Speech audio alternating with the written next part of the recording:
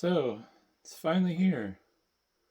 Although part of the delay was my fault not ordering sooner. But in this box is my Sliger CX2177a. And this is the second Sliger case I purchased with my money. Although it's the third case I've owned now, with the CX3702 being the second case. That was my review sample that I received. And I forget the model number of my first one. I believe it's the CX4150X. I look at this stuff too much, so I can't keep the model number straight. And this is a 2U case, which is pretty cool.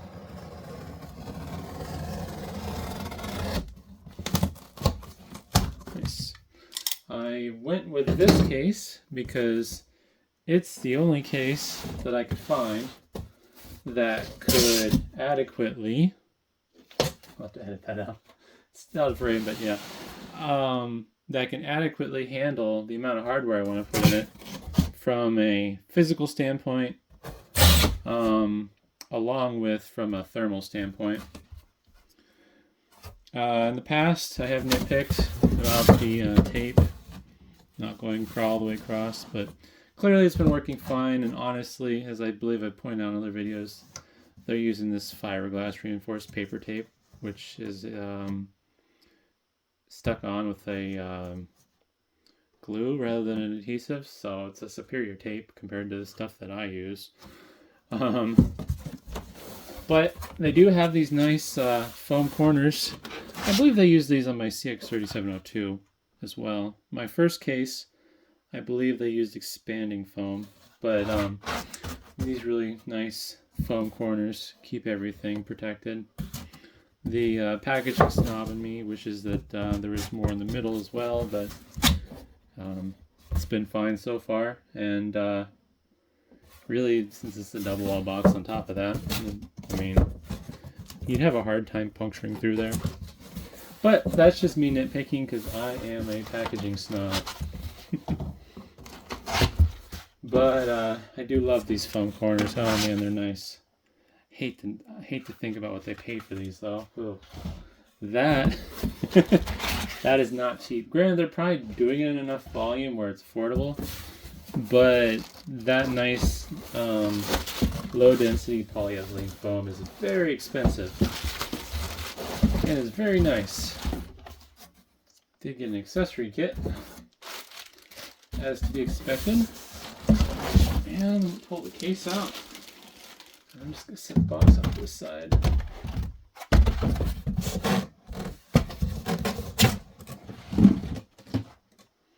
don't have space.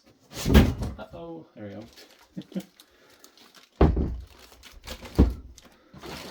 So, let's open this puppy up.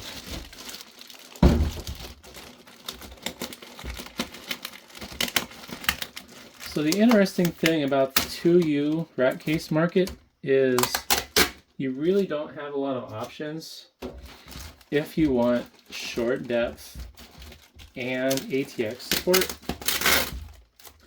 And granted, somebody's gonna prove me wrong, but like when I say that, I guess what I mean is by like known reputable brands. Like there's probably some weird brand on Temu that makes a 2U case that's really cool and really nice, but I don't shop on Temu. And I prefer to stick to known brands that make quality products. And basically, I just need a screwdriver. Basically what it boiled down to was it was either this case or there was a Supermicro case, which is way more money, that would have done the job. Although the Supermicro case also would have been really loud because it only has 2 fans. I think the Supermicro case would have worked equally well. The other thing though that this has, the Supermicro didn't, is a dust filter.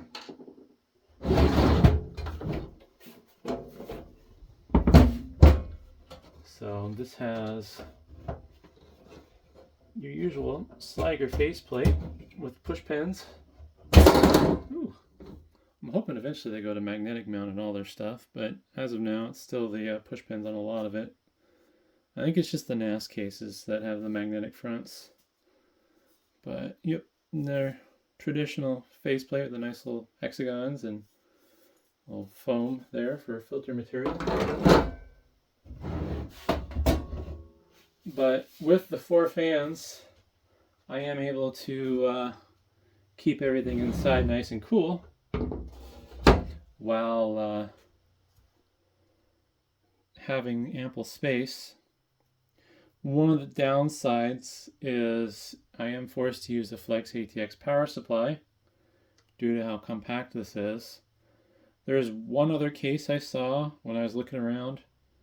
I'll link to the video I watched. It was another fellow small YouTuber, but it's about this same size and it used an ATX power supply, but if I remember right, the ATX power supply went in the front and there's like a fan in the back for exhaust, like 1 or 2 fans in the front. It was just it was a cool case, but it was a really dumb design from a cooling standpoint.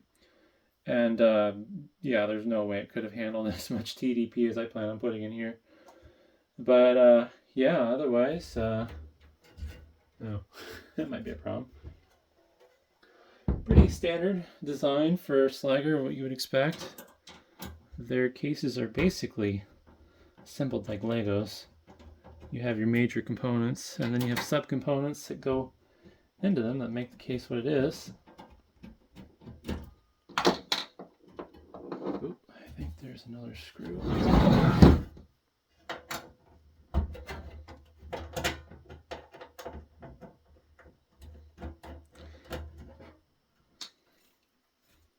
I think I have some speakers actually.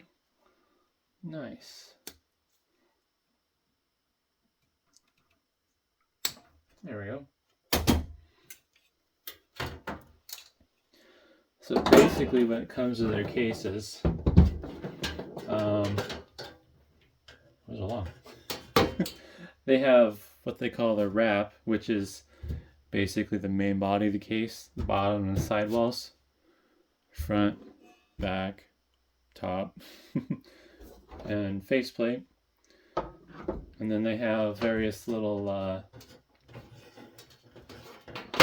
points internally that they can mount accessories to. So I believe those 2 little pins sticking out is where front drive cage would go for the X model, I believe, that has 2 3.5-inch drive bays. And you can see they use those pins to hold their faceplate and stuff in. Now, due to how small this is, it doesn't have a motherboard tray, which doesn't really matter in this case. I don't really need to be able to pull out the motherboard tray.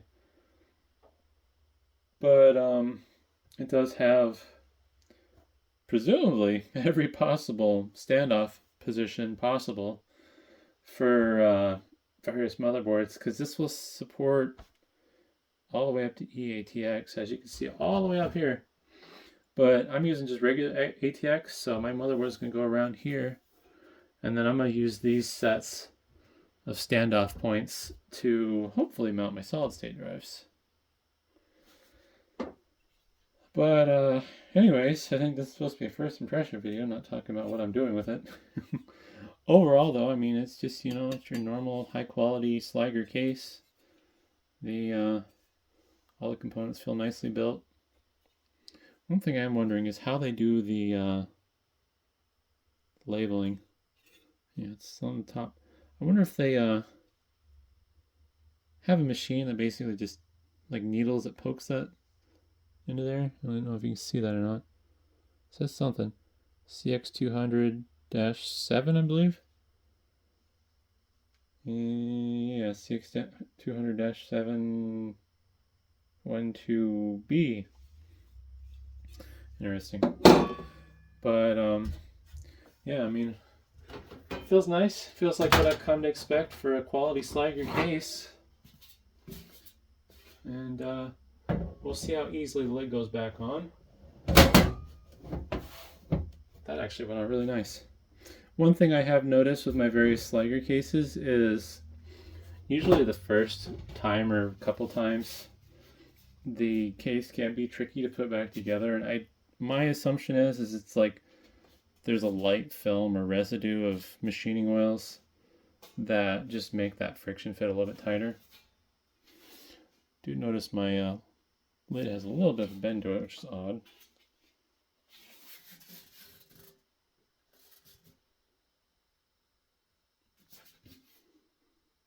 Still a little bent. It goes on fine though. Yeah, it's locked down. I don't know what that's about. But overall, you know, I'm pretty stoked. It's everything I expected it to be. And the fun part is going to be building it out and seeing how it goes.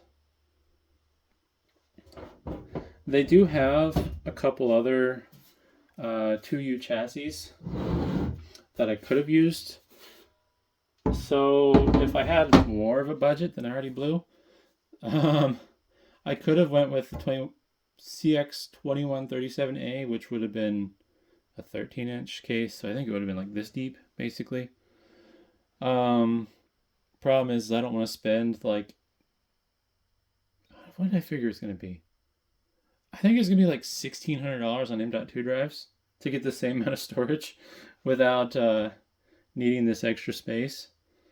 Yeah, I didn't want to do that. And yeah, there was the other, I think it was the X that had the dual 3.5-inch drive bay. The thing I didn't like about that one is the drive bay didn't have any fans cooling it. So whatever drives you put there, I don't know what kind of airflow they're going to see. But yeah, otherwise, no regrets there. I guess I didn't show what's in the accessory kit, but shouldn't be anything too exciting. Should just be the screws and the rack ears. Oh, and the covers. I won't be needing any of those, but yeah. So there's your rack ears. And they have covers mounted in this nice little foam bag, presumably to stop it from scratching everything up.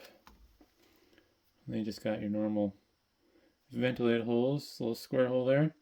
I probably won't be needing many of these because I'm using all but 2 slots, but yeah, would have been nice to see a little bit more venting, but if you need more venting, you could probably use a slot cover from like a Dell Optiplex small form factor because they have more holes, or a Lenovo small form factor.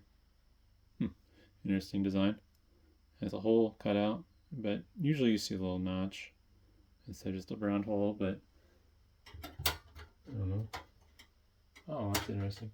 There's nothing at the bottom to capture that slot cover or the face IO shield, I guess, would be on your cards, so it's a little odd, but probably fine. Oh, and then otherwise, yeah, you know, you get your screw kits, standoffs, and what's fine thread? I think these might be the motherboard screws. So, either way, hopefully that was interesting, and thanks for watching.